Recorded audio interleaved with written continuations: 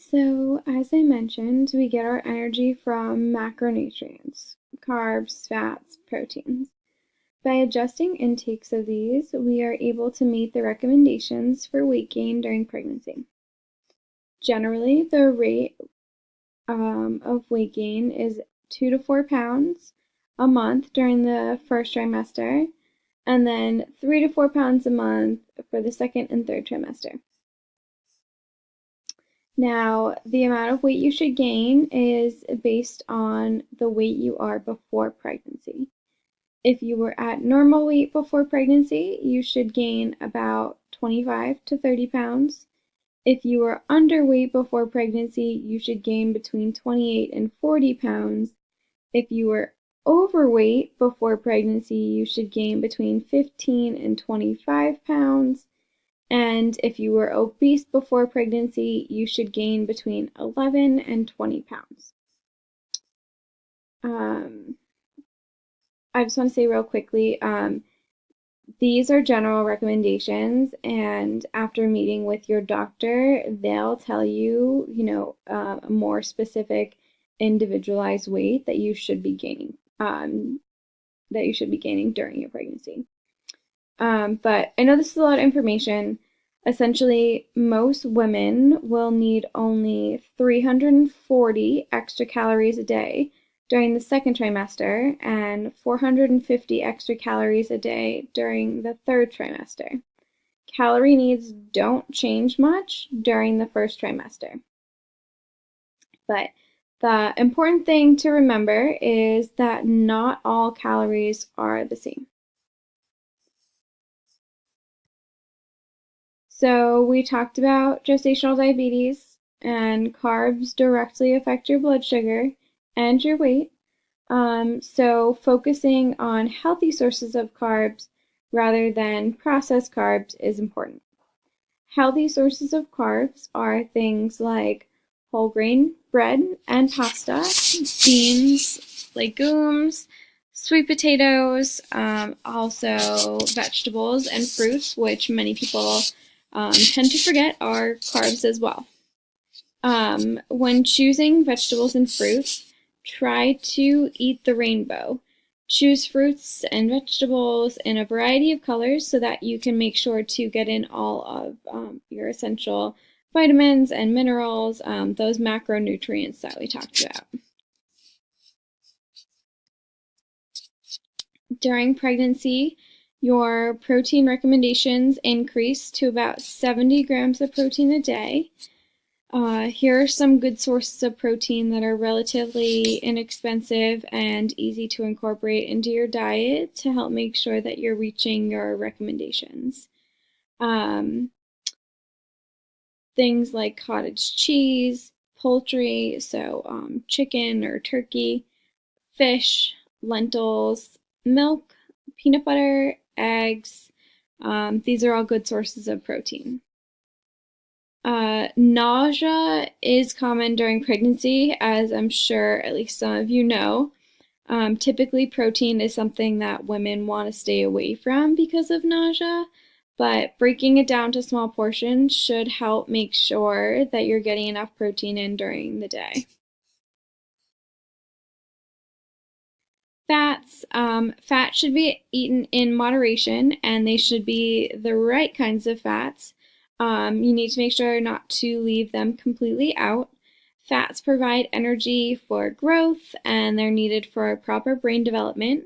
So some good sources of fats to include are fatty fish. This can be things like frozen salmon. You don't always have to buy fresh. Usually frozen is less expensive. Canned tuna also works. Nuts like almonds or peanuts. Seeds like sunflower seeds or pumpkin seeds, as well as olive oil and cheese. Micronutrients. So there are certain micronutrients that are important to focus on during pregnancy.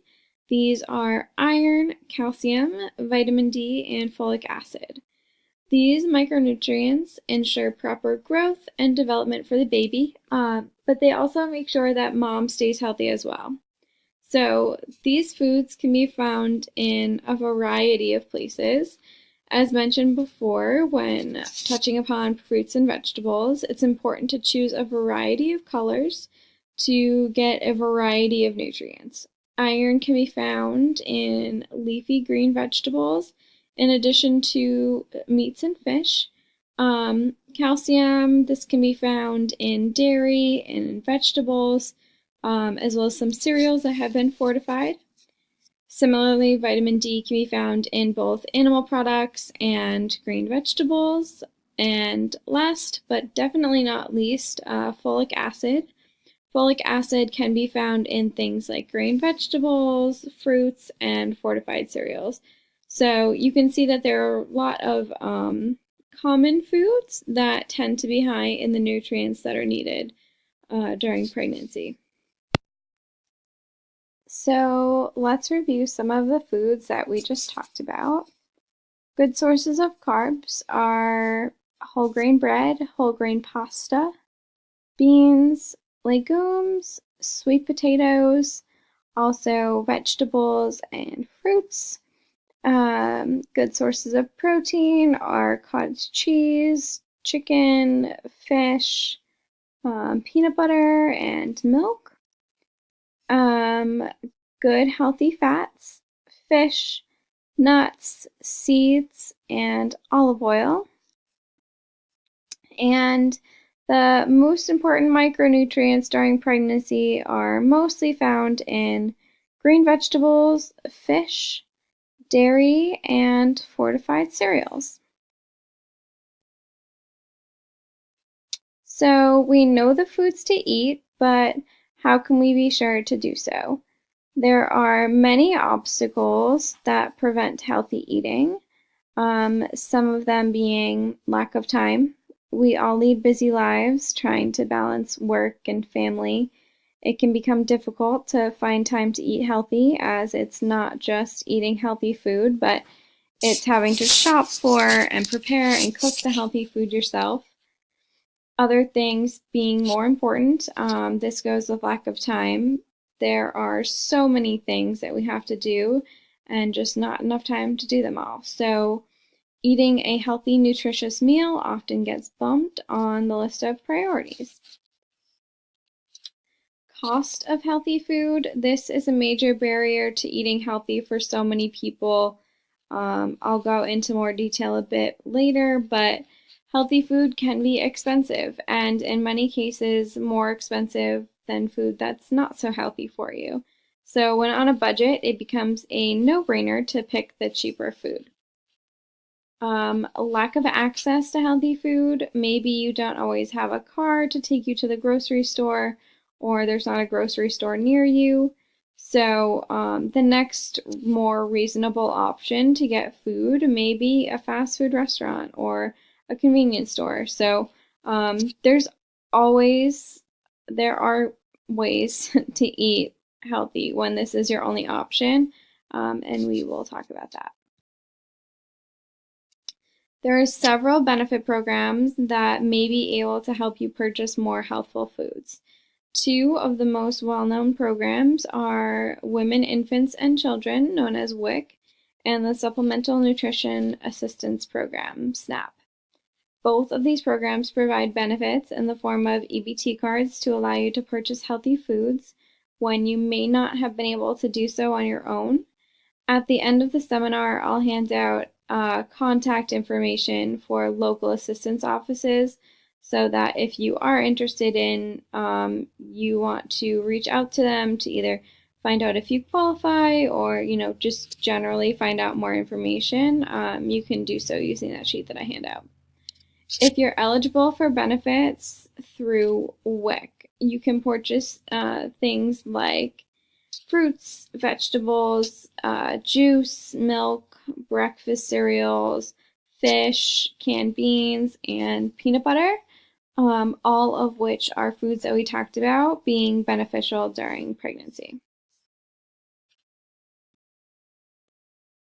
So I won't go into too much detail here, but I think it's important to look at and to consider. There tends to be a lot of stigma around getting help or getting support, but these programs have changed quite a bit. Like I mentioned previously, programs like WIC now use EBT cards. So you go about shopping for the foods that are WIC or SNAP approved, and you pay with the card, essentially a debit card that's linked to your benefits. So no one even knows that you're using, you know, the SNAP or WIC card. But anyways, let's talk about what we are seeing here. So this shows the participation in WIC reduces the risk of adverse birth outcomes. So going across the top, we have length of pregnancy in weeks, starting at 26 weeks of pregnancy. Then on the left, we have the decrease in risk of adverse health outcomes.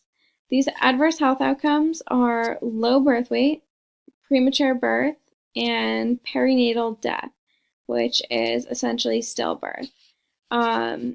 So first looking at the blue line, which is low birth weight, babies born at low birth weight are more likely to have detrimental developmental and cognitive delays. So at 26 weeks, by participating in WIC, you reduce the risk of delivering a baby of low birth weight by 23%. And at 40 weeks pregnancy, you reduce your risk by 36%.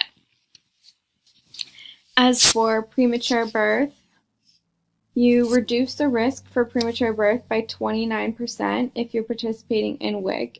And by continuing to participate through week 36, you reduce the risk by 48%.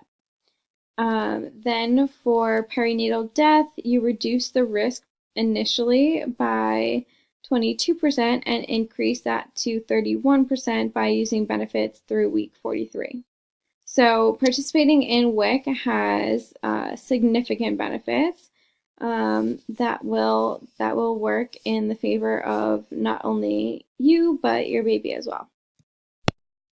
If you do have access to a grocery store and this is where you're able to purchase the majority of your foods, then there are a few things that are important to do to make sure you're getting the best foods for the lowest prices. The Academy of Nutrition and Dietetics recommends you use coupons.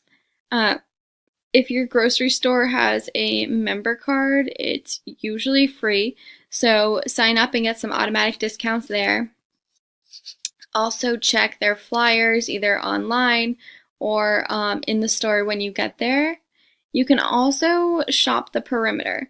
So shopping the perimeter will make sure that you get the most nutritious foods first, as produce, meats, and dairy tend to be on the outskirts of the stores. You can also shop seasonally. So I put together a list of fruits and vegetables according to when they are in season. Buying the produce that is in season will often cost less. When you're purchasing fruit and vegetables that aren't in season, though, you can always choose frozen or canned. Those will often be less expensive than the fresh, not in season options. Just make sure that you're avoiding the ones that have added sugars and are packaged in sauces and things like that.